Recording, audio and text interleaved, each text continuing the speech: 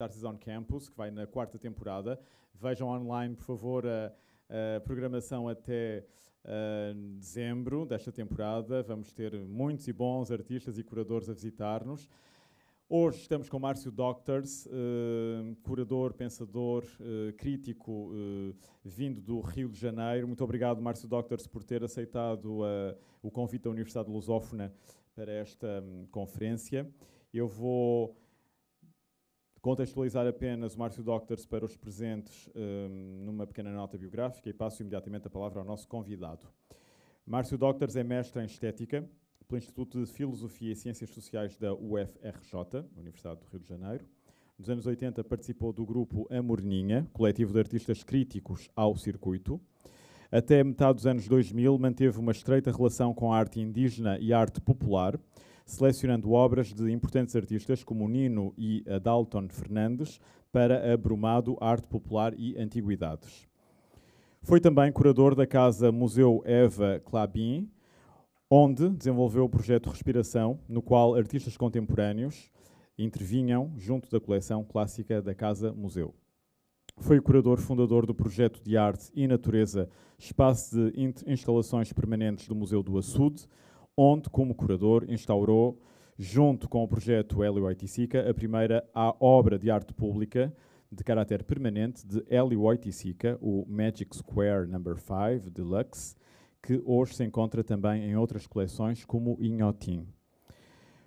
É também curador independente, realizando curadorias e textos para artistas contemporâneos, como, entre outros, Ana Maria Maiolino, na Miami Art Central, Lígia Pape, na Galeria Canvas, do Porto, e temos aqui José Mário Brandão, galerista que esteve à cabeça dessa galeria histórica.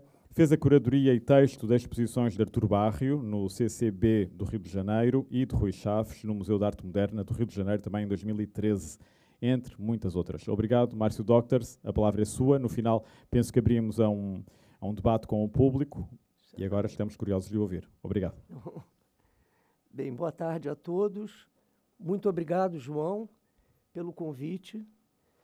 Obrigado também à Lusófona.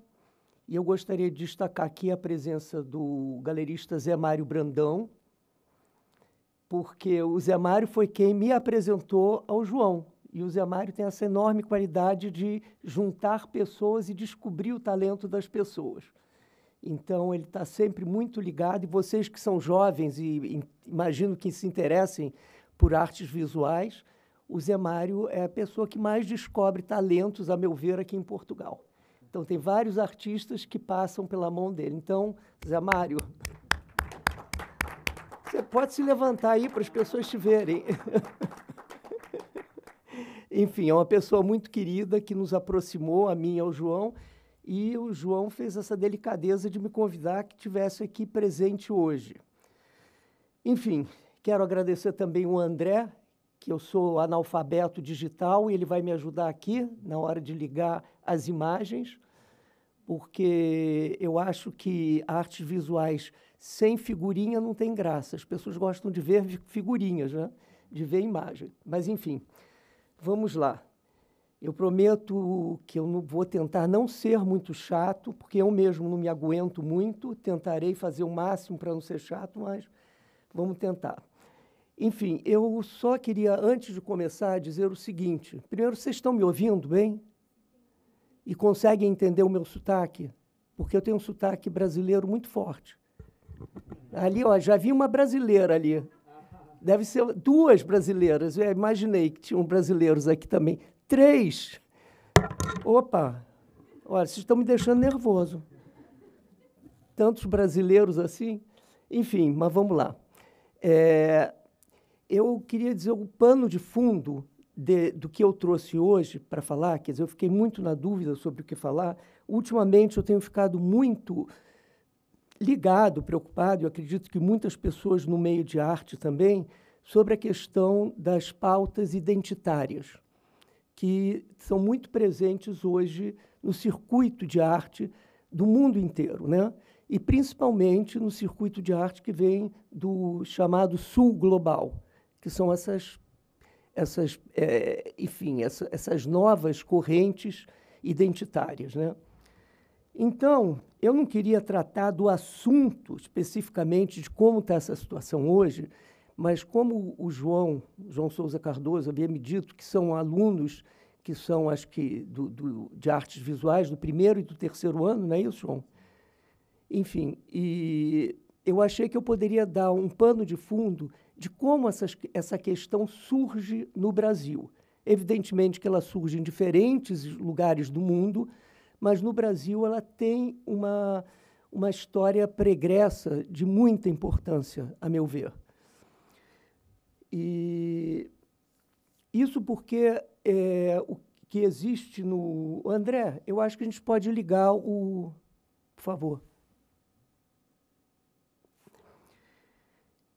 Tem aqui duas imagens, só para começar, e eu gostaria que vocês ficassem com essas imagens na cabeça de vocês. Essa é uma pintura da Tarsila do Amaral, o Abapuru, de 1928, quando é criado o movimento antropofágico, o antropófago no Brasil, que é feito, enfim, um manifesto antropófago, e que acabou se tornando numa espécie da Mona Lisa da arte desse período, e que hoje nem se encontra no Brasil, ele se encontra no MAUBA, no Museu de Arte de Buenos Aires. Ele está lá. E essa é uma obra da Lygia Clark, que eu tenho, que é de 67, e que eu tenho um carinho muito especial, que eu primeiro acho que existe uma correspondência do uso dos corpos de forma muito distinta. Então, é bom que vocês fiquem com isso no imaginário de vocês, talvez até para entender sobre o que eu estou falando. Isso é uma espécie de pano de fundo da visualidade. Mas, especificamente, eu, quando tinha, nessa época, em 67, eu sou velho, eu tinha uns 13 anos, 13 para 14 anos, eu fui proibido de entrar e ver essa obra, porque consideravam essa uma obra pornográfica. Então, eu fui barrado e não me deixaram ver. Mas, enfim, essa é o eu e o tu, que é um assunto que veio a impregnar todo o meu pensamento, que eu trabalho muito com essa ideia do outro, mas muito nesse caminho do eu e do tu. Enfim, então, o que eu vou procurar apresentar hoje é que existe uma energia na cultura visual brasileira, e mais especificamente na história recente da arte brasileira, que ao navegar no fluxo natural da corrente da arte da Europa Ocidental, vai simultaneamente na contracorrente. Ou seja, vai numa direção, a arte da Europa Ocidental vai numa direção e existe um fluxo natural no Brasil que vai contra essa corrente. Isso significa dizer que na origem da nossa formação cultural moderna há um desconforto com os padrões de uma história homogênea e vazia, como se referia Benjamin à história dos vencedores. O Benjamin, não sei se vocês conhecem o Walter Benjamin, que foi um grande filósofo alemão que se suicidou quando ele estava tentando fugir da França para a Espanha, para poder salvar a vida dele. Ele estava na França, então ele tenta fugir e ele sabe que os alemães tinham entrado no sul da França, porque a França ficou dividida durante a Segunda Guerra. Tinham entrado no sul da França, ele fica desesperado e se mata. E ele foi um grande pensador e o texto dele sobre conceitos de história foi o último texto que ele escreveu, que é muito interessante, mas não vou entrar agora aqui em detalhes. Ele escreveu em que ele tenta entender exatamente o fenômeno do fascismo, principalmente na área cultural em geral, né? Então, ele vai dizer que ele achava que uma das questões é que sempre se deu atenção na Europa Ocidental à história dos vencedores e não à história dos vencidos. Então, isso é muito importante ter sempre em foco, a história dos vencedores e a história dos vencidos. Quer dizer, é isso que vai permitir, de certa maneira, a Tarsila produzir uma obra como essa. Enfim, que tem todo um olhar ocidental também, ela foi formada em Paris, mas eu não quero me perder em detalhes. Mas ela cria essa imagem que não tem nada a ver com o que a gente está acostumado a ver na pintura dos anos 20 da Europa.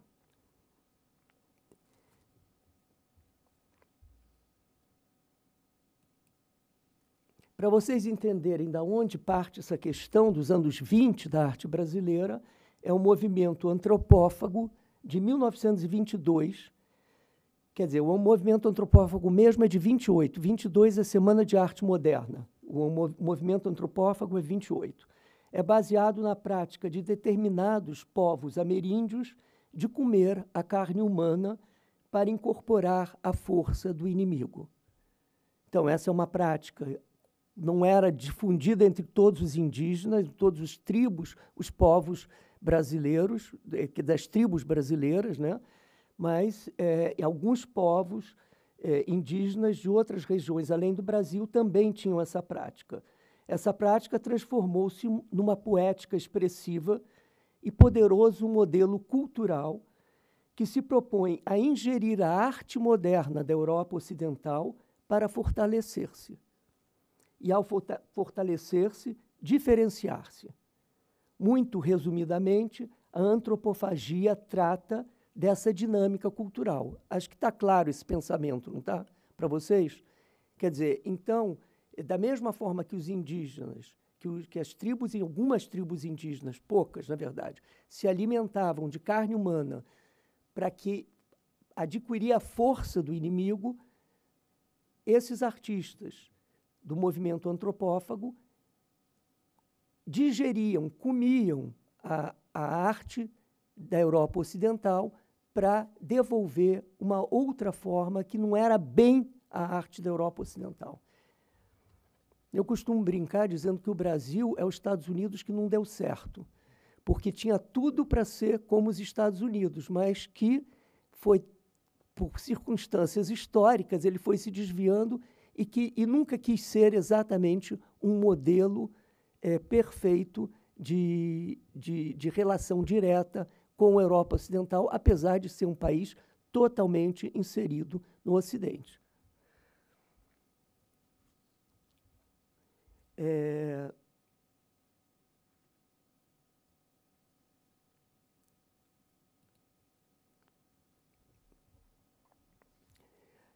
A arte moderna brasileira, a partir da primeira metade do século XX, expressa essa mesma pulsão que eu estava me referi, né, do primeiro com o movimento antropófago, né, de 22. Bem, isso daí eu já li para vocês, né?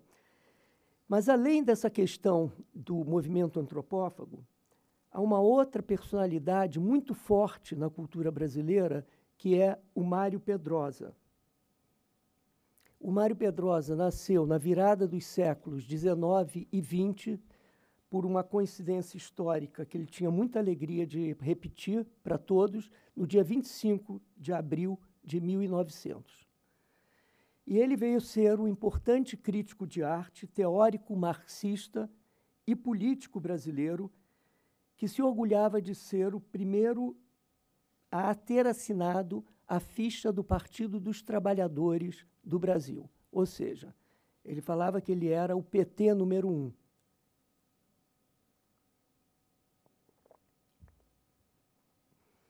Porque ele vislumbrou que o Lula da Silva seria um grande líder político, né? Mas ele tinha uma outra faceta dele, que era do crítico de arte, e ele viu nos desvios da arte moderna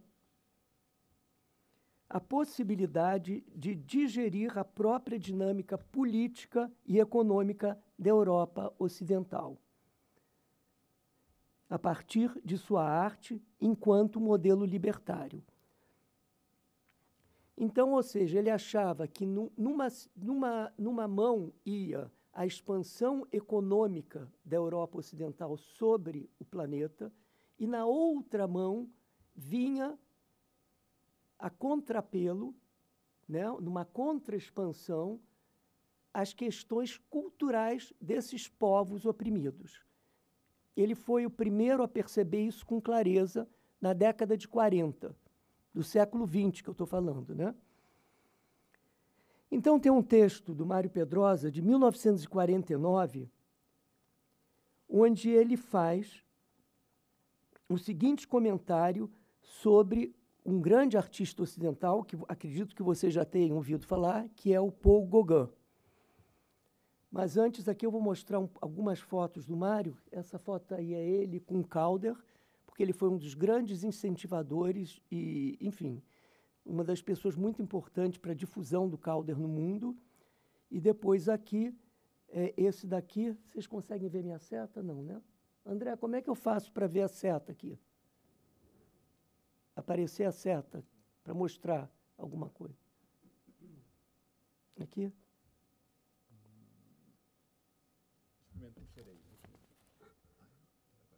Não, foi para trás.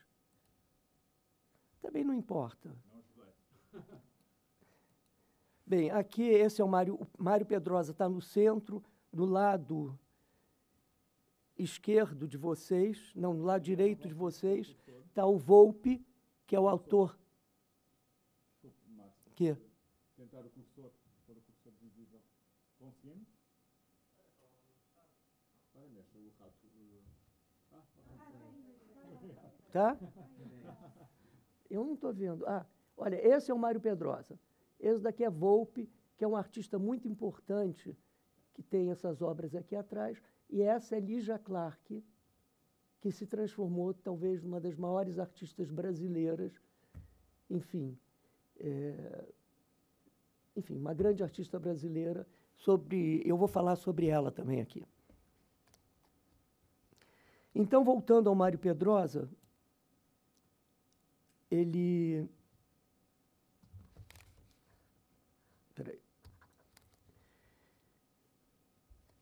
tem esse texto de 49, e ele faz o seguinte comentário sobre o Gauguin.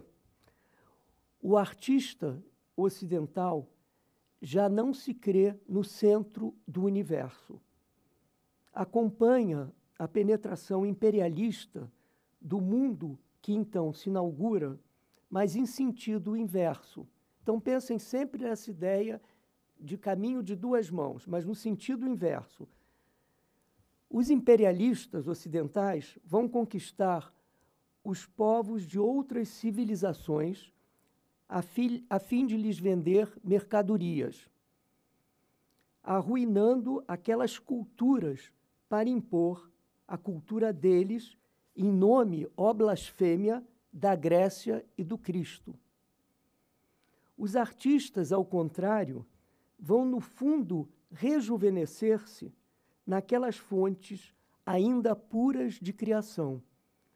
Gauguin ali morre, porque ele vai para o Tahiti, né? Ele acaba viajando para o Tahiti, onde ele diz que ele é alimentado pelos haitianos na arte dele. Com a vitória póstuma de sua arte na Europa, porém, é a revanche dos povos conquistados, das civilizações destruídas pelos ocidentais que se anuncia. Então, ele vislumbra que é através da arte que vai haver uma revolução no sentido contrário da expansão econômica da Europa ocidental.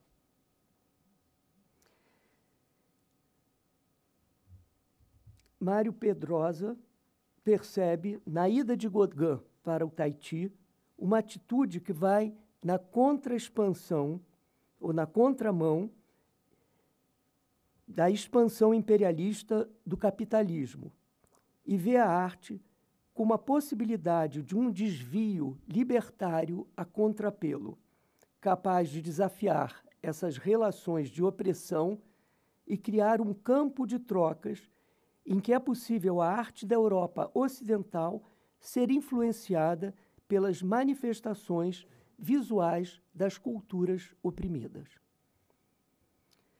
Em outro momento de sua obra, Mário Pedrosa retoma um comentário sobre Gauguin, demonstrando que a aproximação entre o artista e a cultura haitiana não se limita a ser só técnica, mas é também de ordem espiritual.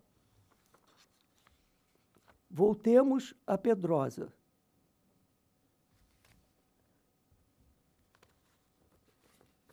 Então, abre aspas, né? Essa aproximação não é só técnica, mas é, sobretudo, de ordem espiritual. É muito interessante, não entendam espiritual como religiosa aqui. Ele está falando de um novo conceito de ver o mundo, um novo espírito para ver o mundo. Essa aproximação não é só técnica, mas, sobretudo, de ordem espiritual, sendo ele, talvez, ele, Gauguin, o primeiro grande europeu para quem a arte dos povos exóticos não é mera curiosidade, mas tão criadora quanto a deles, regida por uma necessidade plástica e espiritual tão autêntica e alta quanto a ocidental. Eu continuo lendo Pedrosa. Aliás, diga-se logo, de passagem, que Gauguin revela nessa atitude uma das características mais profundas e permanentes de sua e, nesse sentido, igualmente de nossa época. O contato espiritual direto, pela primeira vez na história humana, de todas as culturas, passadas e presentes, pré-históricas ou contemporâneas, no tempo e no espaço. Vocês veem que ele já está anunciando o mundo hoje da internet. Mas, naquele momento, ele estava vendo que já havia um circuito que, ao mesmo tempo que a economia capitalista se expandia, ia fazendo esses contatos e também já vinha no contrassentido à cultura e fazendo uma ligação com os povos de várias, enfim, que já vinha acontecendo desde o século XVI com a expansão, principalmente ibérica, nas Américas, né? As consequências dessa interpenetração de culturas não acabaram de revelar-se em todo o seu desenvolvimento. Vejam a importância do que ele está falando. Ele está dizendo que ainda iriam acontecer coisas. A gente não, naquele momento que ele estava, e nem no momento do final do século XIX, sabia-se ainda de todas as consequências que isso ia chegar. Eu não sei se vocês estão se tocando que nós estamos agora vivendo nesse momento. Chegamos nesse momento. Não se pode, entretanto, compreender a arte moderna sem o fato estar bem presente no espírito. Fecha aspas.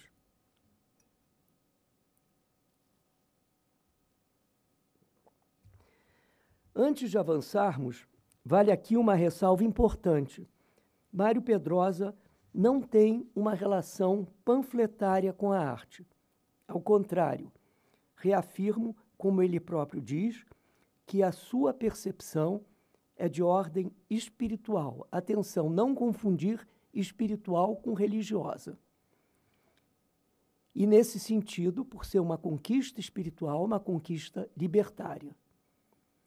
Evidentemente que as conquistas técnicas, como na pintura de Gauguin, o uso da cor pura, de áreas mais chapadas e menos sombreadas, simplificação da forma, uma perspectiva fronto-lateral, como a egípcia, assim por diante, são importantes.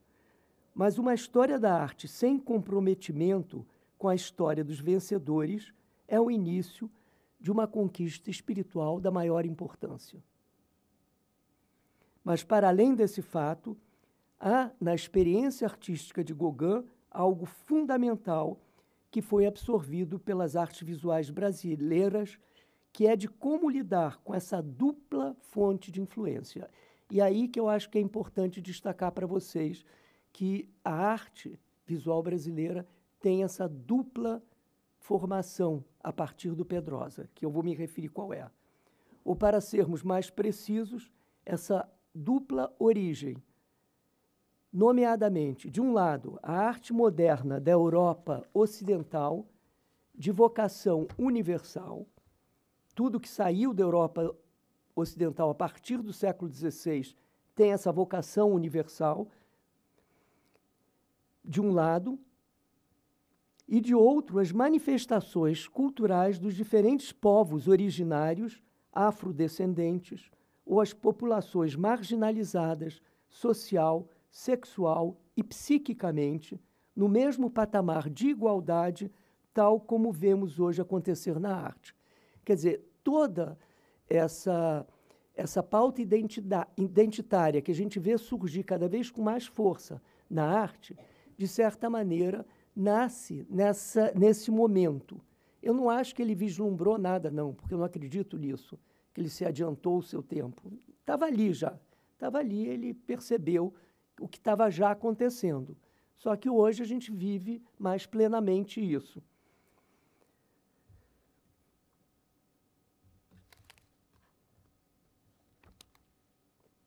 Isso é para vocês terem uma ideia melhor e lembrar de vocês da pintura do Gauguin, né?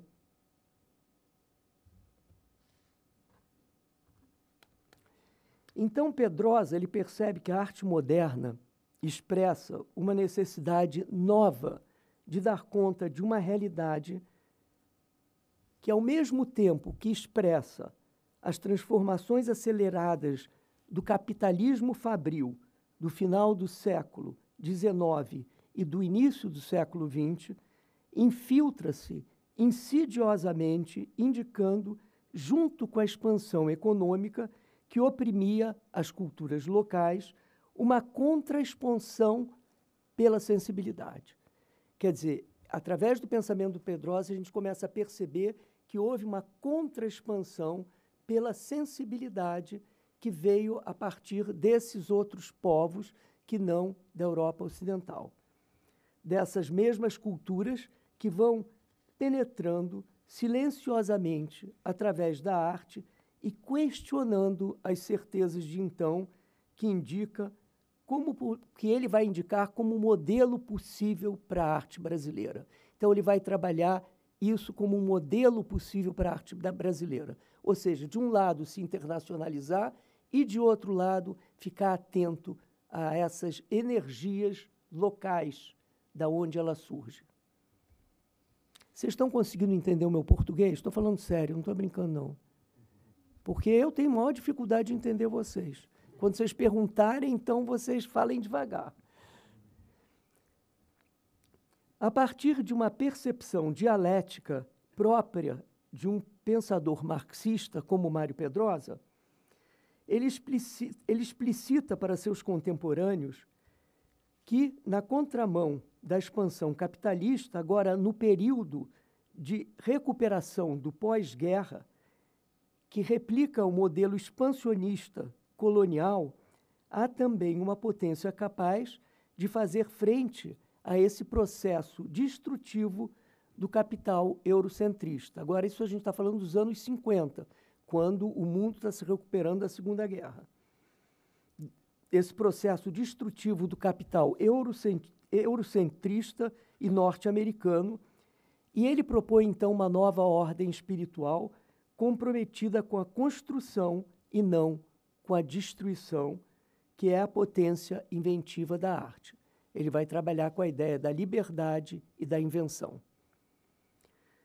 Nos anos 50 e 60 do século passado, juntamente com jovens artistas, ele dá início ao percurso de uma nova ordem que busca, a partir da abstração geométrica, uma outra forma expressiva capaz de dar conta daquele momento histórico, fazendo um desvio do caminho regionalista e figurativo do modernismo brasileiro daquele momento. Porque depois daquele movimento inicial da arte moderna brasileira, que vocês viram com o trabalho da Tarsila do Amaral, de 28, o modernismo brasileiro vai entrando num processo de decadência e ele começa a ficar muito figurativo, muito regionalista, falando das questões brasileiras de uma maneira folclorizada. Então, ele quer romper com isso. O Mário Pedrosa quer romper com isso e ele propõe um modelo da arte geométrica abstrata. E, então, vou repetir, ele propõe uma outra forma expressiva capaz de dar conta daquele momento histórico, fazendo um desvio do caminho regionalista e figurativo do modernismo brasileiro, que enveredou por um caminho descritivo, narrativo e reducionista da nossa realidade, como se isso representasse um sentido verdadeiro de brasilidade. Então, ele questiona se isso representa o Brasil de fato. É um mito que há no Brasil de miscigenação, de que as pessoas todas, a miscigenação das raças vai levar a uma superação, uma pacificação entre as pessoas. Ele começa a questionar tudo isso. Os jovens artistas daquele momento mostraram como a realidade pictórica é mais rica e diversa do que a simplificação de conteúdo narrativo mais ao gosto ufanista do fascismo e enveredam por uma aproximação com o neoplasticismo e o suprematismo, que são dois movimentos muito importantes do início do século, ligados principalmente ao suprematismo à União Soviética, né? A antiga União Soviética, a Rússia. E o suprematismo vai ter uma força muito grande no Brasil. Buscando, quer dizer, ele vai buscar nesse lugar um lugar da arte internacional em termos de igualdade e não mais como nicho de arte latino-americana ou brasileira. Ele quer escapar desse nicho de arte latino-americana ou brasileira, que infelizmente nós continuamos vivendo isso, né? Como existe aqui também, né? A arte portuguesa, né? O que é a arte portuguesa? Em um primeiro momento, é criado o movimento concretista do Rio e de São Paulo. Em seguida, é criado no Rio de Janeiro o movimento neoconcreto. Esse trabalho que vocês estão vendo aqui já é do movimento neoconcreto. E é por aí que eu vou enveredar. Esse é um trabalho do Franz Weissmann.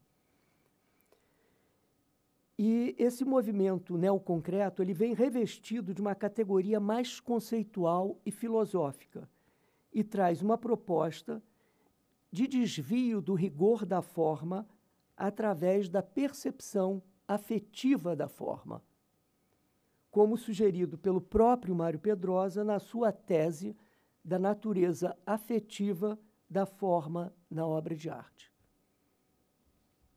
Ele escreve essa tese, que foi publicada só muitos anos depois, acho que foi publicada, se não me engano, em 1978 só, ela foi escrita acho que em 52, talvez até antes.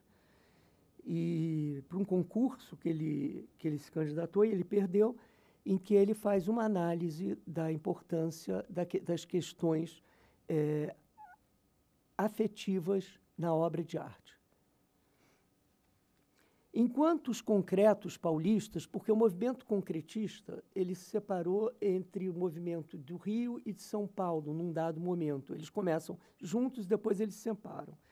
Enquanto os concretos paulistas se apegam mais aos princípios formais e matemáticos das questões geométricas, os neoconcretos cariocas, ao contrário, estão mais preocupados em conjugar a forma geométrica aos princípios da intuição como condutor da percepção sensível e poética da forma. Então, eles se separam e criam esse movimento neoconcreto, que são os novos concretos, que têm mais essa pegada afetiva, vamos dizer assim, e poética, e filosófica também, porque eles eram muito ligados até no Merleau-Ponty. Os principais artistas concretos, neoconcretos, na verdade, são o Franz Weissmann, que é esse daqui que vocês estão vendo aí, nessa obra chamada Diálogo, o Amílcar de Castro, que é um grande programador visual também, ele muda toda a questão da programação visual da imprensa brasileira, e o Amílcar, para vocês terem uma ideia, a questão dele não nasce da geometria, talvez aqui... O Amílcar é um bom exemplo para se entender isso. Ele inventa o corte e a dobra. Ele pega uma placa de aço cortem, ele corta e dobra. Então, isso não é propriamente, ele não faz um estudo, enfim, geométrico, nada disso. É uma coisa que ele vai, que aquilo surge naturalmente de dentro do ateliê dele, né? Um outro artista que é muito menos conhecido do que esses dois primeiros, que é o Décio Vieira, mas que eu particularmente gosto muito dele, que é um artista que lembra o Volpi, mas ele é muito sensível. Enfim, mas vocês estão vendo que aqui a geometria não tem aquele rigor do que a gente está acostumado a ver em obras geométricas, né? Ou depois o Ivan Serpa, que era um grande inspirador nessa época, apesar de ter morrido muito jovem, principalmente do Hélio Oiticica. Vocês vão ver depois a influência que o Ivan Serpa vai ter no Hélio Oiticica. O Willis de Castro, que era um paulista, mas que estava ligado ao movimento neoconcreto do Rio de Janeiro. Vocês desculpem não terem trazido, eu acabei não querendo me alongar muito, eu não trouxe nada dos concretos paulistas. Talvez ficasse mais fácil para vocês verem. E, por fim, o Abraham Palatinic, que é um grande inventor, que ele é considerado um dos inventores da arte cinética no mundo. Até a história dele é curiosa para vocês entenderem a cabeça do Mário Pedrosa e da relação dele com o mundo, com os neoconcretos. Por exemplo, o Mário gostava muito da doutora Anise da Silveira, que tinha ela cuidava de um sanatório, né, de um asilo de loucos, né, num hospício do Rio de Janeiro, chamado o Hospital Pedro II. Então, o Mário Pedrosa achava que ali tinham várias pessoas que eram grandes artistas. Por isso que eu falei que ele já tinha essa ligação com todas essas forças desviantes da sociedade. Então, ele procura estudar essas questões psíquicas e ele se aprofunda nisso. Ele acaba levando esses jovens artistas a conhecer o trabalho desses artistas, enfim, que tinham problemas psíquicos. E o Abraham Palatinic, quando conhece o trabalho, fica totalmente paralisado. Ele não consegue continuar a trabalhar como artista. Ele achou que ele não teria mais nada para fazer enquanto artista. Aí ele pega e vai para um outro caminho totalmente diferente, que é antes ainda do objeto cinético, que ele começa a pintar com luz, só com luz. Ele talvez tenha sido a primeira pessoa que fez isso no mundo. Então ele vai pintar, ele vai fazer, aí até o Mário vai chamar esses trabalhos de os não monocromáticos, não Cláudia, me ajuda, você lembra?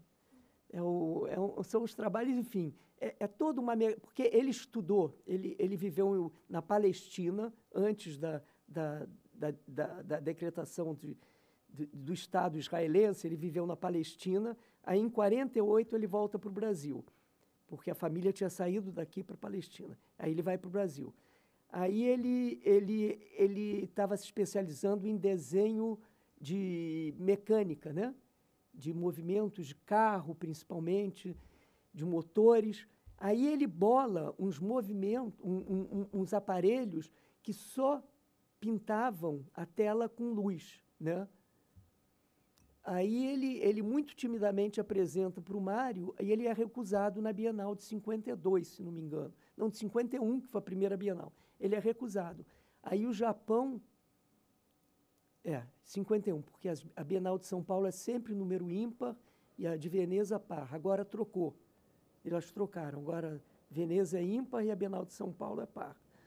Enfim, aí o Mário, que era muito malandro, as obras do Japão ficaram presas na alfândega do Rio de Janeiro, na alfândega de São Paulo, que é um drama no Brasil, isso, alfândega com obra de arte.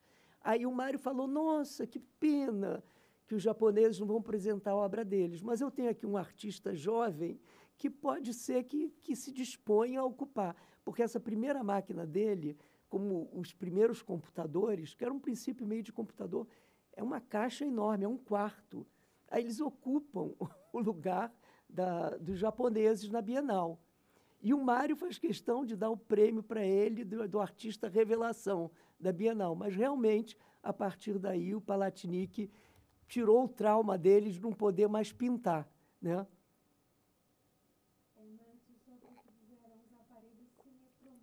Cinecromáticos, E esse nome foi dado pelo Mário Pedrosa. Ele falou, são os cinecromáticos. E hoje existem pouquíssimos. Eu fiz uma exposição juntamente com a Cláudia, do Palatini, que é muito interessante. Acho que aqui em Portugal se conhece pouco o cinecromático, né, Zelaine? E olha, seria uma coisa incrível poder trazer essa exposição para Portugal. Agora, o problema é, enfim, tem vários outros problemas, são pouquíssimos o que existem hoje no Brasil e no mundo. Enfim, mas aonde eu quero chegar, aos poucos eu estou chegando aonde eu queria chegar, mas eu vou chegar lá, calma. No entanto, a síntese intensa do período neoconcreto não se dá no neoconcretismo. Eu não acho que, para mim, é a coisa mais fundamental desse momento na arte brasileira, mas daquilo que eu denomino de o pós-neoconcretismo, ou pós-neoconcreto, que é um desdobramento desse primeiro momento a partir das obras de Lígia Clark, Hélio Oiticica e Lígia Pape, enquanto é possível perceber as duas potências pedrosanas da arte. Ali, essas potências pedrosanas da arte se manifestam com mais intensidade, a saber, o compromisso com a expressão da arte de seu tempo e da arte universal, sem receio de internacionalizar-se. 2, ao mesmo tempo que fazer frente à força destrutiva da sensibilidade local pelo domínio do capital, objetivando criar uma história da arte comprometida com a visão dos vencidos, uma contra-expansão pela sensibilidade. Descobriram o título da minha palestra agora? É isso, essa que é a contra-expansão da sensibilidade.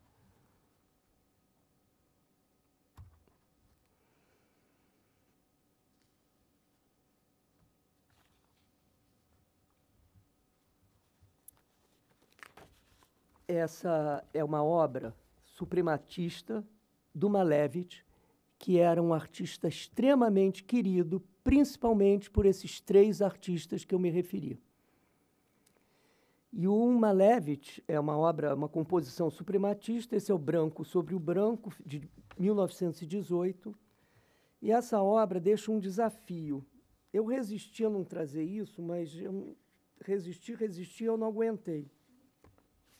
Eu vou ler para vocês uma coisa que o Ferreira Goulart, que é um crítico de arte muito interessante desse período, que depois ele se distancia dessas pessoas, mas ele naquele período ele foi muito competente, e ele tem uma bela análise sobre a trajetória da Lígia Clark em relação à relação dela com o Malevich e desse período todo que eu estou me referindo, que eu acho que é importante, enfim, para lançar, para botar coisas na cabeça de vocês, entendeu? Dúvidas.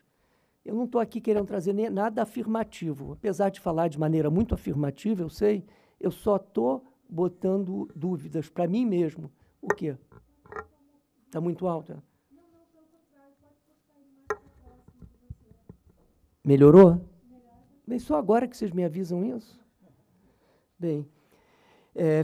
Ferreira Goulart, no texto A Trajetória da Lígia Clark, surpreende com precisão esse momento quando analisa as questões do neoplasticismo e do suprematismo. Abre aspas. O neoplasticismo elimina toda a subjetividade e abandona os recursos técnicos que constituíam a arte de pintar até ali. O espaço pictórico evapora-se e a tela é uma superfície a ser pintada e não mais uma superfície sobre a qual pintar como anteriormente. O suprematismo, por sua vez, na tentativa de eliminar gradativamente a figura do objeto, defronta-se com a contradição figura-fundo, porque realmente essa é uma questão muito grande de toda a pintura bidimensional. Para você ver uma imagem, você tem que ter um fundo. Sem um fundo, você não vê a figura. Então, existe um jogo entre figura e fundo.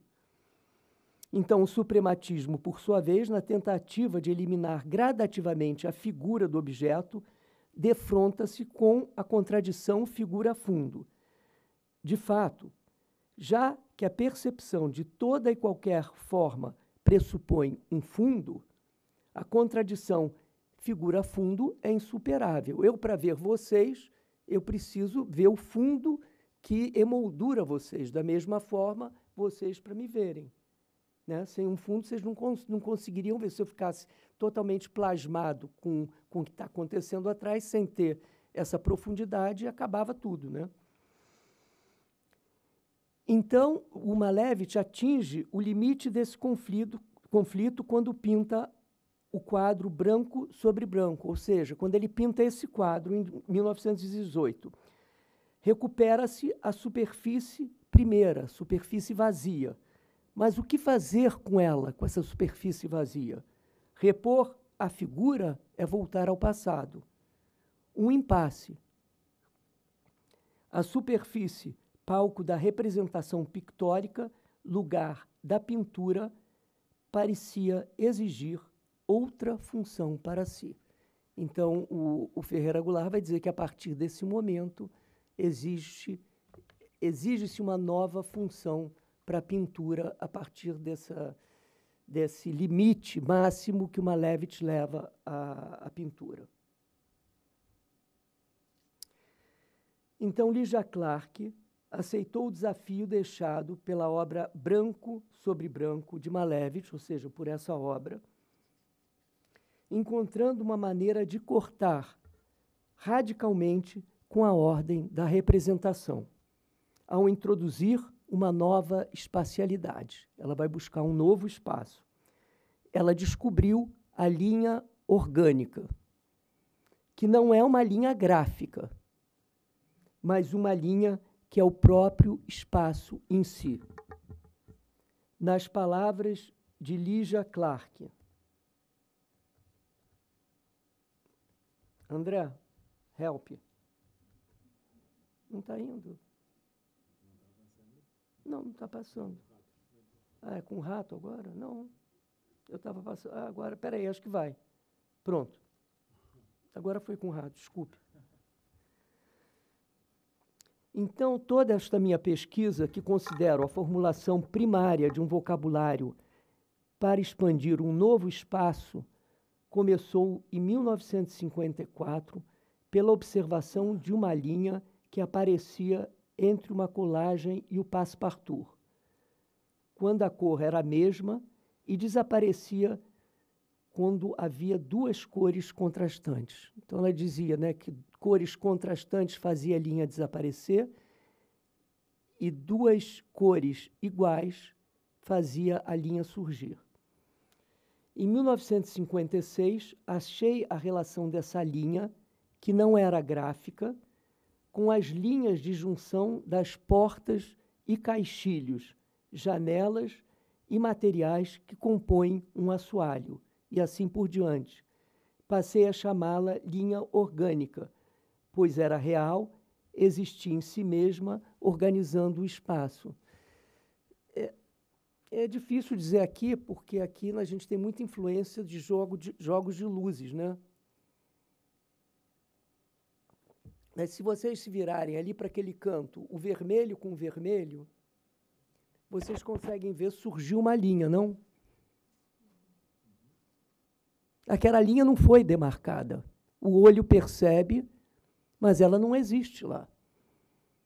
É isso que ela está se referindo. Na história da arte, a linha gráfica é um traço. E sem isso não se fez pintura, e até hoje se trabalha com isso, é da maior importância. Não é que não seja importante, mas ela descobriu que havia uma outra linha, que era essa linha espontânea que aparecia no espaço, e que essa linha era capaz de reorganizar o espaço. E é por aí que ela vai entrar na questão da pintura, enfim, de tudo, né? Até ela acabar com a pintura também. Então, aqui vocês têm um trabalho de 54 mesmo, que é a descoberta da linha orgânica, que, evidentemente, ela ressalta isso, mas, no fundo, ela está falando desse encontro aqui, e aqui ela fala quando duas cores são contrastantes, a linha desaparece. Quando é branco com branco, a linha aparece. Mas só que aqui ela ressaltou com uma linha preta. Mas se não tivesse essa linha preta, não sei nem por que ela não fez isso, é uma coisa que eu me pergunto. A gente veria uma linha naturalmente que ia surgir daqui, como ela diz, que surge principalmente nas portas e caixilhos, né? Isso é muito evidente, se vocês olharem em casa, uma porta, um caixilho, o encontro sempre faz surgir uma linha ali que não existe.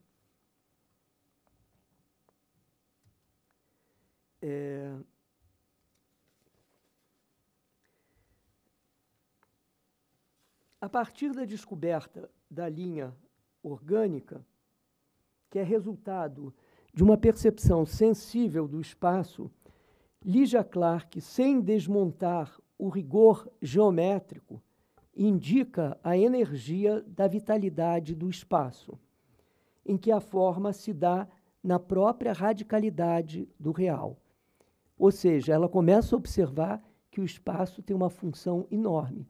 Já o Mário Pedrosa, até nessa tese dele, ele faz uma remissão ao Lao Tse sobre os espaços vitais do Lao Tse, que ele diz, você não pode fazer uma casa sem porta ou janela. São espaços que não existem, mas que dão um sentido da casa. Isso é da filosofia chinesa, né? E essa vitalidade espacial que vai existir. Agora que eu vi, a luz não foi apagada, né? Não sei. Vocês estão vendo bem? Então, né? Foi o André que falou que podia apagar. Mas, enfim. Então, ela começa a tratar também dessa vitalidade espacial. E vocês vão ver como é importante essa ideia da vitalidade do espaço. Sem desmontar o rigor da forma geométrica, indica a energia da vitalidade do espaço, em que a forma se dá na própria radicalidade do real. A linha geométrica não é só um construto mental, por isso não é gráfica, mas sensível, por isso linha orgânica. Sensível no sentido de percepção dos 5 sentidos, né? Sensorial. Ela surge no espaço, a linha orgânica. É aí que se encontra o ponto de inflexão que estremece ou racha a ideia do espaço tradicional e reintroduz uma visão de vitalidade espacial.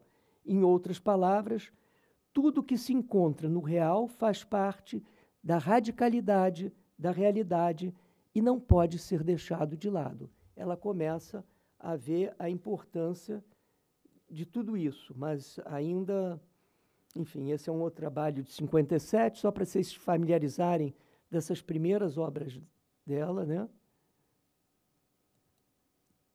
Aqui ela tenta trabalhar com a linha geométrica e ressaltando a linha orgânica, a linha gráfica, né? E a orgânica.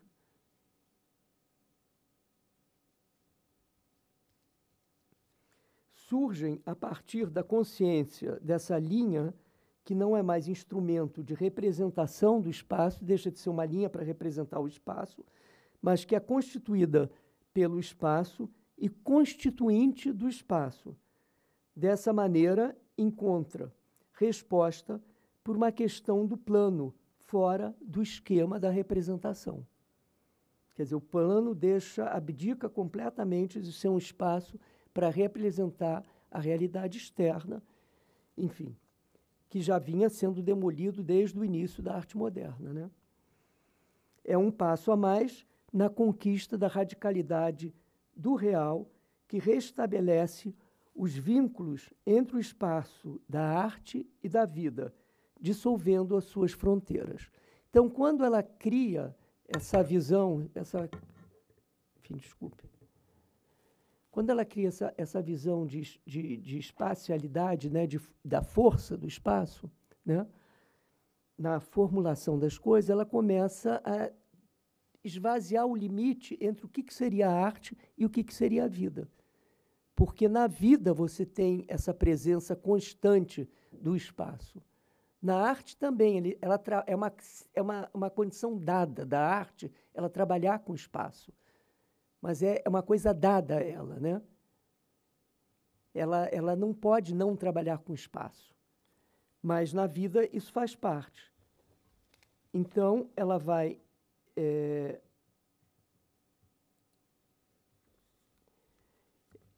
chegar a essa conclusão que a minha pintura exprime, pois, uma nova realidade em que a obra de arte se expressa como um objeto vivo, como eu e você. Então, ela vai denominar que uma obra de arte para ela tem tanta força como eu e você. Ou seja, como eu e tu. Né? Como as pessoas, como as coisas, a obra de arte tem essa presença e essa força também. O próximo passo dela foi a criação do bicho, que tem uma história muito gozada, como que ela deu esse nome, que é uma estrutura geométrica de comprometimento orgânico. Isso daqui que vocês estão vendo é um bicho. Ela pega uma placa é latão normalmente. Aí ela pega uma placa de latão, ela divide esse latão, cria essa forma e conecta eles com isso que a gente usa nas portas, como é que é? Dobradiças. Então, olha aqui, à esquerda vocês têm o plano. Ela pegou um quadrado, ela dividiu e ela foi... Isso vocês já lembram do corte da dobra do Amílcar de Castro, só que aqui é um corte e dobra e ela articula com várias dobradiças. Ou seja, então, a partir da descoberta da linha orgânica... Espera aí que eu me perdi aqui. Tá. Mas o que é importante destacar aqui nos bichos é que o bicho, para existir como obra, segundo o conceito inaugural de Lygia Clark, precisa da participação ativa do espectador. Ou seja, o espectador não pode mais ser passivo diante da obra. Ou seja, porque ela está pegando um plano, transformando esse plano, como ela dizia, uma obra viva entre eu e você, entre eu e tu, e cada uma das pessoas vão poder manipular, e ao manipular, fazer parte desse processo de invenção da obra. Ela traz o espectador passivo para dentro da obra, para ele ser vamos dizer, enfim, ele não é mais passivo, ele é ativo, e todo aquele sentido que a gente tem romântico da obra de arte, que não que a gente deixou de ter, a gente continua tendo, mas, enfim, são as contradições que vão acontecendo, que a gente tem esse deleite, né? Para ela não havia deleite nenhum. Lembrem que no neoplasticismo não existe subjetividade. E, inclusive, as formações subjetivas estão começando a mudar. Com a Lygia Clark, com a Lygia Pape, com a Elio Itzica, eles propõem uma outra estrutura de subjetividade. Mas eu não vou entrar nisso, porque isso é muito complexo.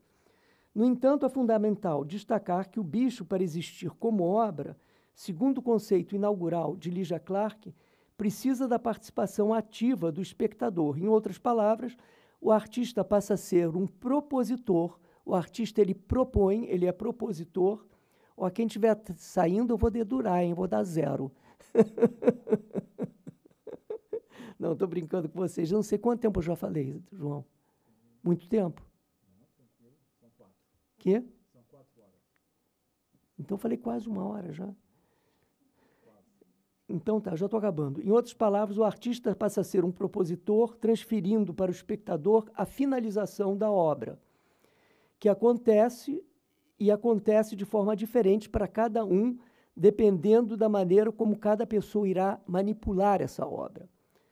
Com os bichos, Lygia Clark introduz uma ideia que vai revolucionar a arte brasileira, que é a ideia do artista como propositor, aquele que propõe, e não como artista, como um ser especial e separado das pessoas.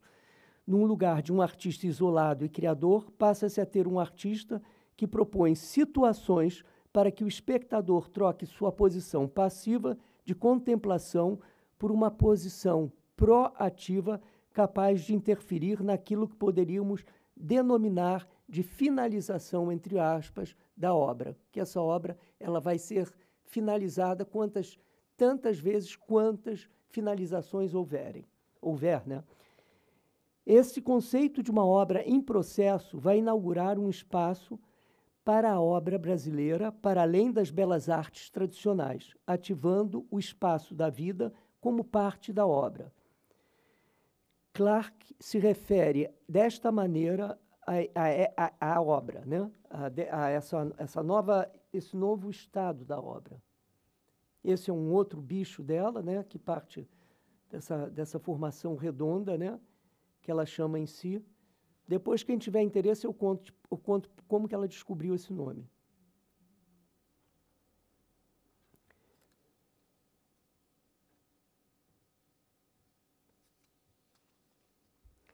Então, esse conceito vai inaugurar. No momento, isso é Lygia Clarke falando, abre aspas, no momento em que arrebentando o retângulo e invertendo virtualmente a superfície, que deixando de ser a espessura do espaço, passa a ser o fio desse espaço, essa expressão já se dá dentro desse espaço real, onde atuam todas as forças irradiadas, vivas e cosmológicas. A expressão é identificada imediatamente com essa irradiação orgânica homem, dentro da mesma dinâmica real. Fecha aspas. É inaugurada, assim, uma outra dinâmica para as artes visuais de campo expandido que se apresenta na mesma dinâmica do real. É lógico que, simultaneamente, estavam acontecendo movimentos paralelamente a isso, talvez não com essa densidade que eu saiba de percepção da Lygia Clarke, vocês vão ver do Hélio Oiticica e da Lígia Pape, mas já estava acontecendo em Nova York, mas que vai surgir um pouco depois, que nós estamos falando dos anos 50 ainda. Aqui a gente já está passando para os anos 60, né? É eliminado a distância entre o artista e a realidade externa. Quer dizer, o artista não se isola mais no seu ateliê para pintar a realidade externa, mas ele está dentro da realidade externa. E o artista passa a agir e a expressar-se diretamente na vida, e as obras adquirem uma dinâmica mais performática e importante, coletiva. A obra passa a ter um padrão coletivo que está cada vez mais presente hoje na arte do mundo, né? Esse era uma obra que a Lígia propunha para as pessoas, que a figura máxima dessa geometria neoconcreta, né, que dá início ao concreto, é a fita de Moebius. Como é que vocês chamam fita de Moebius aqui? A fita de Moebius, você pega a fita de Moebius e cada um pode fazer essa obra, que é o caminhando, que você vai descobrindo o seu próprio caminhar. Você vai cortando e vai descobrindo. Essa é a Lygia Clarke fazendo, né? É de 63. Ou também aqui na Baba Antropofágica, de 1973. Que ela, ao contrário da antropofagia tradicional, em vez de comer, cada um tinha um carretel de linha na boca e ia tirando esse carretel com a própria saliva e ia envolvendo uma das pessoas que se prontificava a ficar lá. Então, isso tem várias outras implicações, mas, enfim, vocês estão vendo como a coisa já foi se expandindo a tal ponto que já estamos num outro momento da arte, né? Então, o pós-neoconcreto, que é esse momento que eu diferencio do neoconcreto, implode para dentro os elementos basilares da história da arte ocidental, a linha e a cor, para salvar a arte, reinventando a arte não figurativa e a pintura não mais no plano, mas agora no campo ampliado do sensível, ao romper a fronteira entre arte e vida, colando a interioridade na exterioridade, como mais tarde Foucault denominou de lado de fora. Porque a Lígia vai trabalhar durante os anos 60, até em 68, até antes, ela está trabalhando em Paris, na Sorbonne, e ela faz várias dessas experiências lá. E só depois que Foucault vai trabalhar com a ideia do lado de fora, que, de certa maneira, também nasce, não sei se nasce, eu não sei o conhecimento que ele tinha do trabalho da Lígia, mas pelo menos tem uma aproximação muito grande com esse lado de fora, né? Apesar de que a Lígia tratava de maneira diferente do Foucault, mas eu acho que o lado de fora do Foucault dá conta dessa ideia.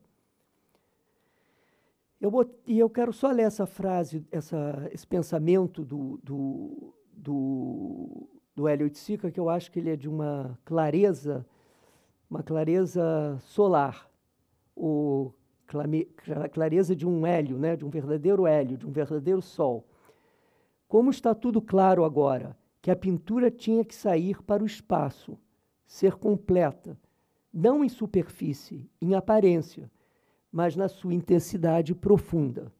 Creio que só partindo desses elementos novos que poder-se-á levar adiante o que começaram os grandes construtores do começo do século, Kandinsky, Malevich, Tatlin, Mondrian e etc., construtores do fim da figura e do quadro, e do começo de algo novo, não por serem geométricos, mas porque atingem com maior objetividade o problema da não objetividade.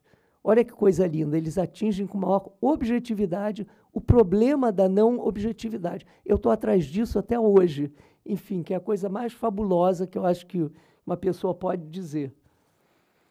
Aqui está o Hélio, ainda no princípio, trabalhos de 58, o meta-esquema, que vocês veem como a luz vai penetrando aos poucos nessa superfície de cor, ou se não no grande núcleo, que está totalmente já dispersa no espaço, ocupando a cor no espaço, né?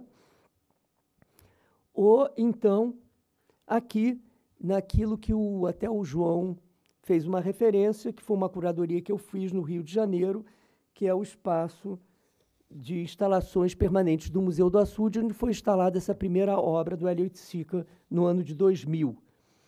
Que vocês veem que aí essas são paredes de 4 metros por 4 metros de altura e, enfim,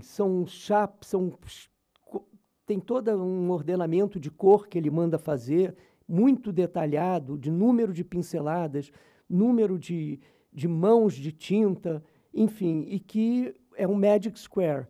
Eu não sei isso aqui, eu acho que nós não temos. Não tem uma foto, mas chega num momento do dia, quando o sol está a pino, ele forma um círculo mágico, forma um quadrado mágico de luz no centro da obra. Entendeu? Forma um quadrado mágico, por isso que ele se chama Magic Square, porque ele forma esse quadrado mágico no centro da obra. Esse está no Museu do Açude, você viu no Inhotim, e tem um colecionador particular também que tem. Só que esse é o original, mas depois eu te explico por que esse tem diferenças do Inhotim, que não interessa agora. Não tinha a parte plástica em Inhotim, não é? Plexiglass em cima? Não, lá tem, mas lá é de vidro, não é de... Porque esse, ele queria de plexiglass, mas, enfim, né, tá vendo? Mas lá em Inhotim é de vidro. Essa é uma das diferenças. Enfim, então o Hélio vai se aprofundar exatamente na questão da cor, na medida em que ele repara que a cor é um fenômeno que se dá no tempo, para além do espaço da obra. Como o próprio Hélio dizia, não seria coerente, já que a cor é cor-tempo, que a estrutura não fosse, ou melhor, que não se torne estrutura-tempo. Para ele, como a cor é cor-tempo, que ela vai mudando segundo, que se transforma em estrutura-tempo. O espaço é imprescindível como dimensão da obra, mas pelo fato de já existir em si, não constitui um problema. O problema aqui é a inclusão do tempo na gênese estrutural da obra.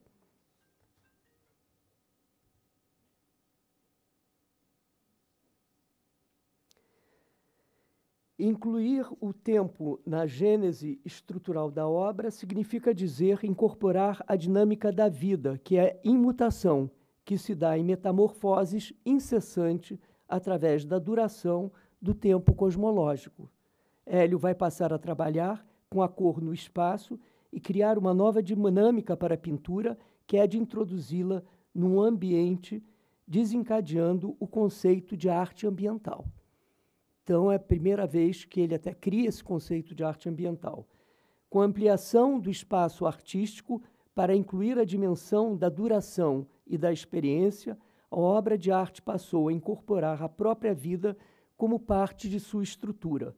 Isso levou a arte a se abrir para aspectos antes negligenciados,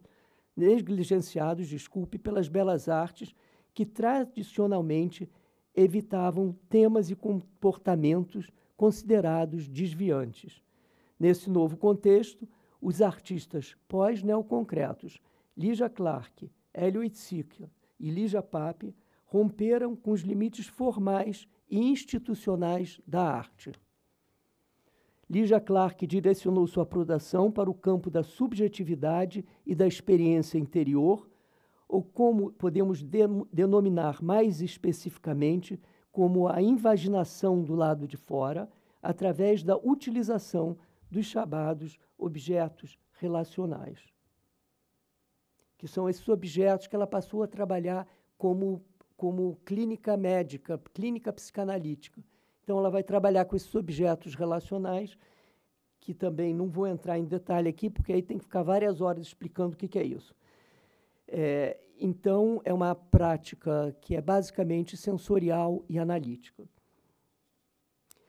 Já Hélio Oiticica e Lígia Pape expandiram o conceito de arte para o cotidiano e para a cultura popular, numa vivência direta e imediata com o lado de fora, incorporando à sua estética elementos vindos das periferias urbanas, como a arquitetura das favelas, e aqui vocês estão vendo já o trabalho do Hélio Oiticica, que é Tropicália, e quem se liga em música, vocês já devem ter ouvido falar do Caetano e do tropicalismo. O Caetano cria, junto com o Gil e o tropicalismo, todo o movimento tropicalista a partir desta obra, porque quando vem essa obra, eles ficam encantados. É difícil, teria que ter mais detalhes, mas no final dessa aula tem vários, né? Porque essa daqui é a PN2. A pureza é um mito. A pureza é um mito. E é junta com PN3 imagético. Então, no final dessa obra, se não me engano, você tem uma televisão. E isso deu um nó na cabeça de todo mundo. Então, ele introduz uma televisão como um elemento forte da visualidade, né? Então, a Lígia Pape e ele vão trabalhar com esses elementos urbanos, né? E como aqui é, no caso, a arquitetura das favelas, assim como da agitação dos centros das cidades, dos centros urbanos. Assim, a arte deixou de ser um espaço isolado e passou a refletir diretamente a dinâmica social da existência. E mais, passou a ser um elemento vivo e um rastilho para as intensidades da vida, da invenção artística e do prazer de viver. Em outras palavras, permitiu a experiência radical da realidade, liberando as energias da consciência e da liberdade. Na prática artística de Hélio, houve uma aproximação com a música, com a dança, com o vestir, com a arquitetura, como na Tropicália. Quer dizer, aqui na Tropicália, vocês estão vendo que tem vários elementos. É uma arte já ambiental, é um penetrável, você pode penetrar nele, você trabalha, ele também já trabalha com essa ideia de trazer plantas, né, para o espaço da exposição, nós estamos falando de 66, né, e outros elementos da cultura de massa, como a televisão, enfim, e os tecidos típicos, né, que se usavam. Ou, mais claramente, quando ele diz que o que ele faz é música, você tem aqui os parangolés, que são obras de se vestir, né? E ele era muito ligado ao samba também, quer dizer, ele também está trazendo esse outro lado. E, paralelamente, você tem a Lígia Pape, que era uma grande professora de arte, que ela leva os alunos aqui na Favela da Maré, que é colada na Universidade Federal do Rio de Janeiro, ela leva eles lá, e com eles constroem, nessa época a favela era de palafita, e ela constrói com eles faz eles passarem pela experiência da construção de uma casa de favela.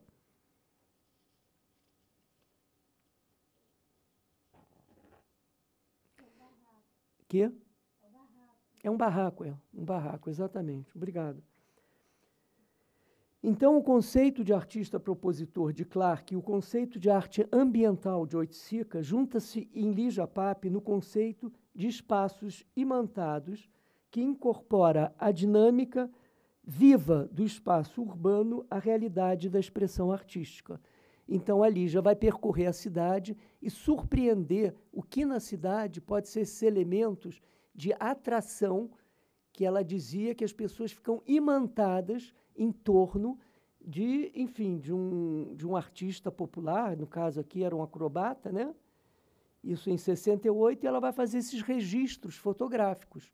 E ela começa a fazer esse tipo de manifestação plástica, né? De fazer registros fotográficos e usando essas questões presentes na arte, né? Que é muito comum nos camelôs do Rio, até em todas as cidades, grandes cidades. Então, Lígia Pape tem a mesma potência da semente, como observou Hélio Oiticica, capaz de ir se reproduzindo em múltiplas formas, em metamorfoses, podemos dizer assim, extraindo metáforas de dentro de metáforas, sempre guiada pela forma geométrica. Ela nunca perde, ela é que menos perde, talvez, ela e o Hélio, menos perdem essa questão da forma geométrica, como a quintessência da abstração concreta. Ela exerce encantamento visual, levando-nos a conviver na potência expressiva da arte através da intensidade sensível da forma nos seus materiais, ao despertá-los na sua simplicidade e objetividade. Então, tem esse livro da criação, de 1959, que ela simplesmente com guache e cartolina, né? Ela vai, só para vocês verem a simplicidade dela, ou nos tesselares, isso é a própria matriz, né? Que ela vai tirando uma relação dela com a arte popular também, que é a Roda dos Prazeres, com os índios, que ela faz o Olho do Guará, que já é mais tarde, que é Neon e Pelúcia, e tem também a New House, que ela faz no espaço de instalações permanentes do Museu do Açude, que eu reputo como tendo sido a última obra que ela fez mesmo em vida, que é de 2003. Ela veio a falecer em 2004, né? Pois é, foi a última obra que ela fez, que é muito interessante, que é uma casa também que mantém essa forma geométrica também, cujo teto desaba.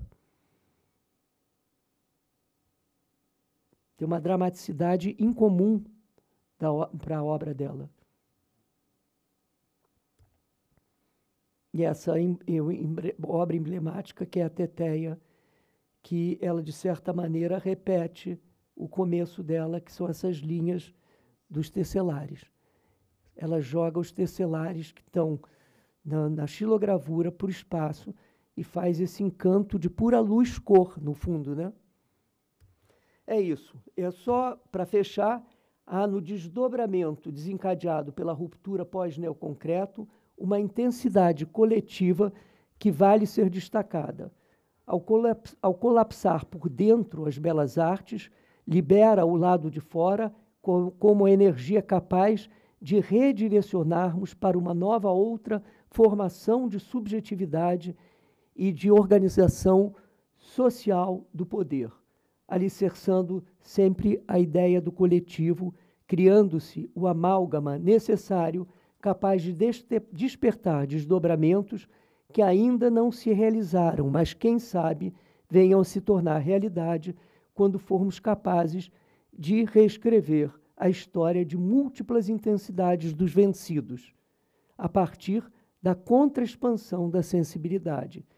Isso, no caso do mercado de arte, nos permitir e não cooptar e engolir os artistas das pautas identitárias das minorias de massa, esvaziando a potência de suas possíveis críticas às estruturas de poder político.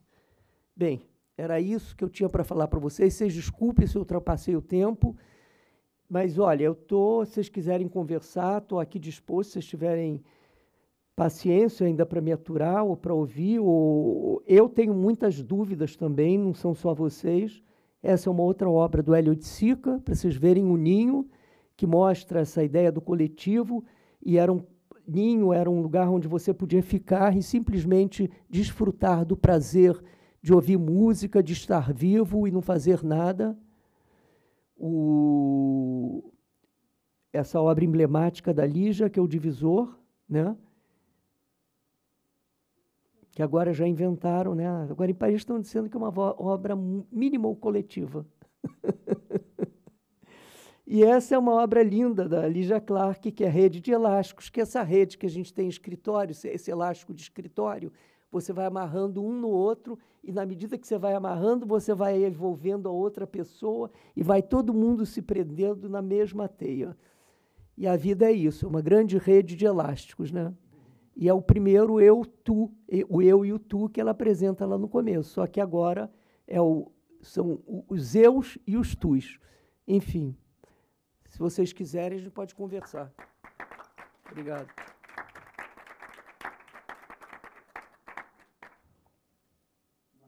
Deixa eu fazer só um agradecimento aqui. Eu quero agradecer aqui ao meu arquivo pessoal, que é conduzido pela artista plástica Cláudia Bacher, que também é pesquisadora em política e agora ajuda a organizar aqui. Acabaste por não dizer qual era a origem da palavra bicho, da Lygia Clark. Mas você quer saber? Quero. A origem foi que ela não sabia o nome a dar, e todo mundo falava de nomes geométricos, de usar estruturas geométricas para falar, e um dia ela pegou a neta dela, ali já tinha uma verruga aqui. Aí a neta mexeu aqui e falou, vovó, bicho. Aí ela falou, encontrei o nome da obra. É, realmente, porque parece um bicho, né? Que ele tem uma vida própria, né? E ela não estava se tocando. Isso eu ouvi dela, da boca dela, então... Mais partilhas, questões, quem quer tomar a palavra? Estudantes de origem brasileira.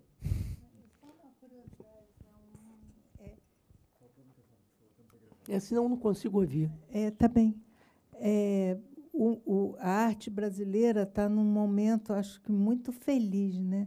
Apesar das dificuldades do Brasil, tem uma grande expansão, que estão dando voz aos artistas populares, às pessoas de origem africana, indígenas, há uma arte em expansão. E aqui estou pensando no início da sua palestra sobre a arte ocidental, moderna, europeia, brasileira. E já aqui em Portugal, eu estou aqui 5 anos, né?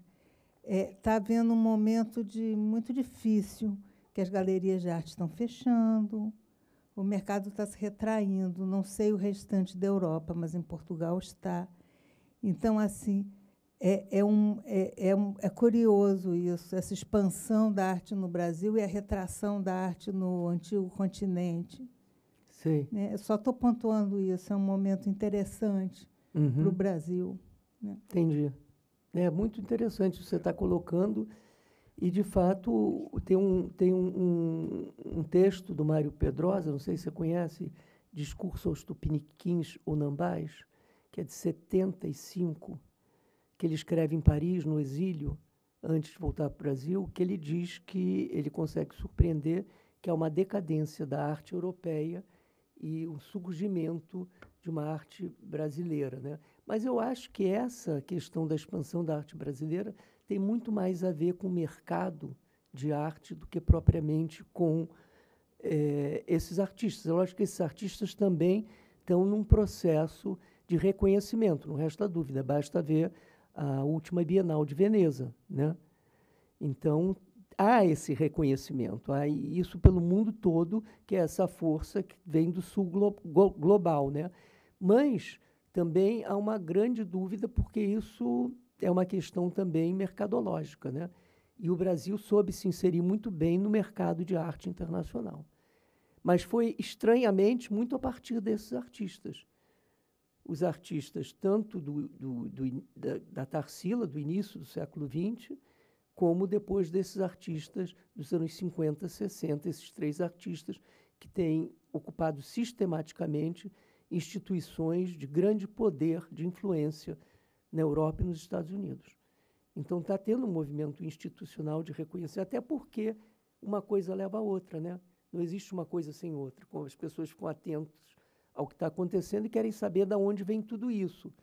Mas é lógico que pessoas como a Lígia Pape, que era muito ligada em arte popular, ela tem um trabalho que se chama As Mãos do Povo, ou em arte, enfim, dos povos, das tribos indígenas brasileiras, né, dos povos indígenas brasileiros, e várias outras pessoas também, né, vários fotógrafos, enfim, várias pessoas que trabalharam com essa questão.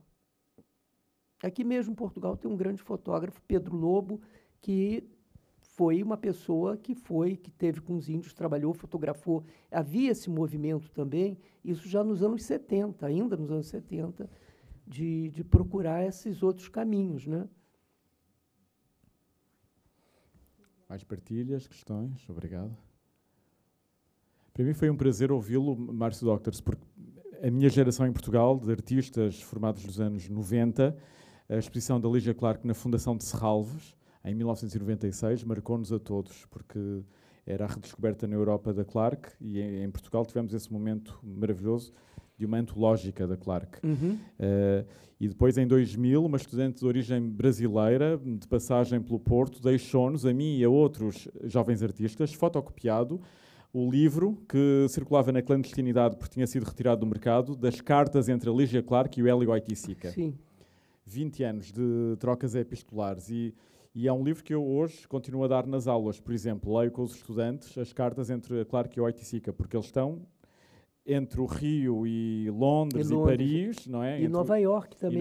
Chega a pegar Nova York também. Sim. Né? A pensar essa transformação do conceito de arte, não é? E das práticas de arte. Sim, mais recentemente lançaram um outro livro, depois eu posso te mostrar, sobre a troca de cartas do Hélio Oiticica com várias outras pessoas, onde tem várias cartas com a Lígia Pape. E as cartas da Lígia são um primor em termos de construção gráfica, vamos dizer assim, né? E temos entre nós, como referimos no início, o José Mário Brandão. Eu pertenci durante muito tempo ao projeto Lígia Pape e tenho a felicidade de ter algumas cartas trocadas entre a Lígia e o Hélio. Acontece quando o Hélio morreu, a família não apoiou muito ou não apoiava devido a vários problemas da altura e a Lígia e alguns amigos fundaram o projeto que seria o projeto da Lígia Clark, que ao fim de alguns anos ela é afastada do projeto, porque realmente vem a ver-se, finalmente, realmente o Hélio adquirir internacionalmente a posição que adquiriu e a Lígia afastou-se do projeto. E na altura sei que ela entregou ao projeto a grande parte dessas cartas. Acho que tanto o projeto Lígia Pape como o projeto do Hélio Oiticica, as fundações, digamos assim, tinham a obrigação de tornar públicas essas cartas. Eu tenho meia dúzia delas, há algumas que também estão publicadas num livro que se chama Oiticica em Londres, e são extremamente... Via-se que realmente a Lígia era 10 anos mais velha do que ela, e tinham uma intimidade que era fascinante. Esperamos que realmente essas cartas sejam publicadas. Mas se passares para a galeria, eu terei todo o prazer de dar algumas coisas que ainda muita gente não sabe. Ok. Mas o Hélio era extremamente organizado, né? E todas as cartas que ele escrevia, ele tinha uma cópia, ele fazia tudo com papel carbono. Normalmente era a máquina, faziam as cartas à máquina, tinham a noção de que essas cartas seriam importantes, porque se não tivessem, não fariam cópias. De hoje em dia, uma pessoa manda um e-mail, o e-mail desaparece, voa e vai-se perder muita coisa que marca, portanto, o contacto entre as pessoas. É verdade. E realmente, depois houve uma altura em que as pessoas utilizavam os faxes grande parte desapareceu, porque muitas pessoas não tiveram o cuidado de fotocopiar. Eu perdi muitos faxes da Lígia Pape. Que desaparecem, né, com o tempo. Desaparecem. Eu não sabia onde eu abro os meus arquivos e não tinha nada, porque realmente salvei ainda algumas coisas muito, muito interessantes. O resto, portanto, tempos mudam, acabou.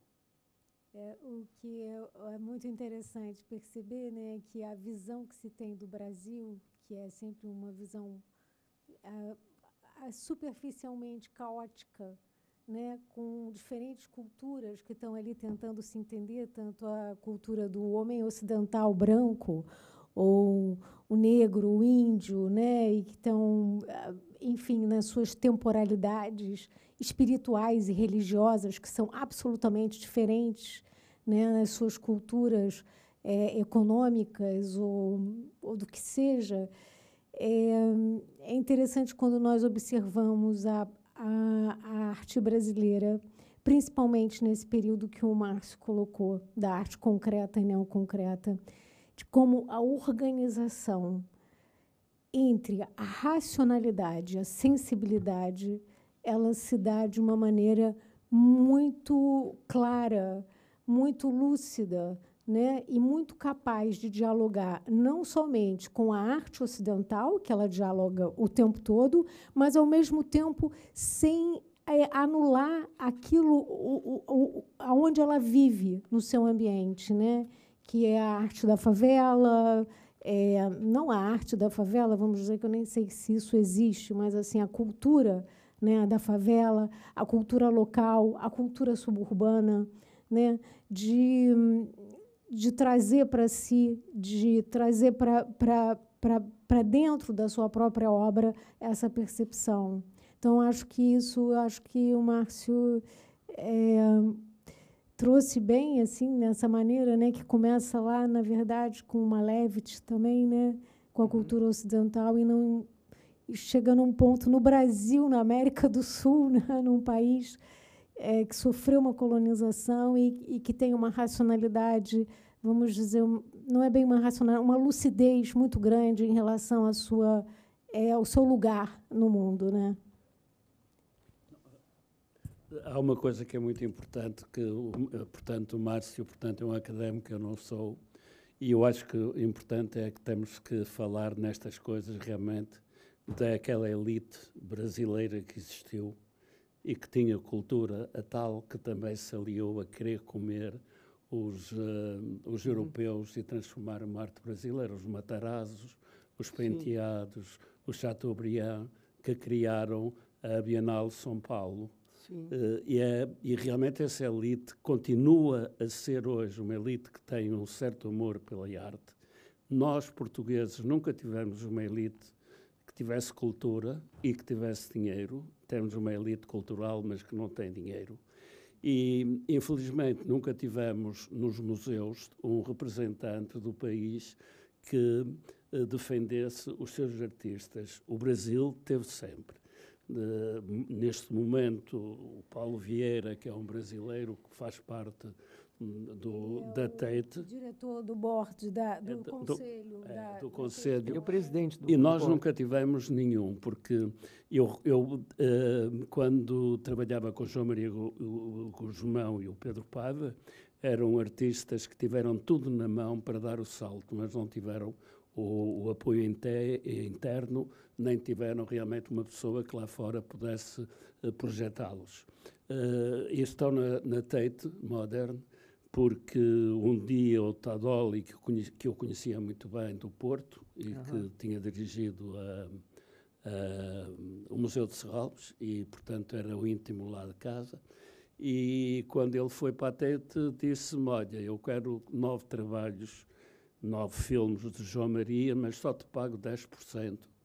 Tens que falar a fulano e a Beltrano, porque eles têm a obrigação de dar trabalhos ao meu museu. Eu, claro, falei com o Zé Lima, falei com o Paulo Pimenta, falei, por acaso, com o Artur Jorge, que era um caso muito interessante em Portugal, que era um jogador e depois treinador de futebol, que teve uma coleção fantástica. E também quem alinhou nessa vaquinha foi uma pessoa que entrou na minha galeria pela primeira vez, que se chamava Armando Cabral, e hoje, portanto, dirige ou tem aquele espaço fantástico que é o Rialto. E assim é que as coisas se fazem. Evidentemente, o Pompidou também foi graças a essas dádivas, e o Reina Sofia também, o Manolo, então diretor do museu, num ano em que toda a gente dizia nos corredores, eles no ano passado gastaram 7.000 euros para compras, este ano só vão gastar 200, ele comprou 4 filmes do João Maria e do Pedro, mas disse-me de imediato, mas tens que me arranjar outros. Claro, eu consegui depositar trabalhos, mas este caso é absolutamente único. O português não tem a consciência de que os museus foram criados pelos mecenas, e os museus, quando têm dinheiro, é para poderem manter os custos normais, e de que as obras terão que ser realmente dadas ou oferecidas pelos particulares. Só queria observar uma questão em relação ao que o José Mário Brandão colocou, que ele coloca muito bem na sua percepção dentro do mercado e da arte portuguesa, mas nós temos que observar também que o Brasil, enquanto sociedade, assim como o José Mário disse, que tem uma elite que muito bem percebe quais são as relações e os trâmites para a entrada da arte brasileira de forma internacional. Ao mesmo tempo, temos essa mesma elite que fecha os olhos para várias questões sociais.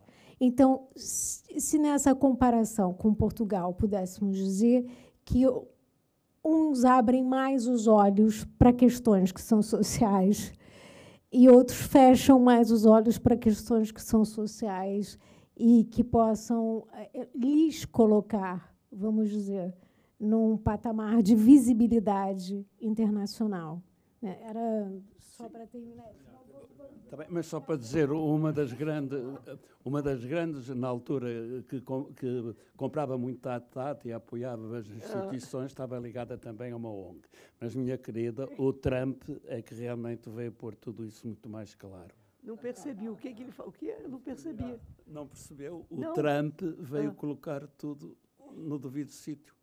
Hoje em dia tudo tem que ter uma troca. Obrigado pela vossa participação. Antes de fecharmos a sessão e de salvarmos o nosso convidado com uma salva de palmas. Essa deve ser a É rápido, importante. estudantes brasileiros. Seria uma pergunta rápida e eu Qual diria... o seu nome? Júlia.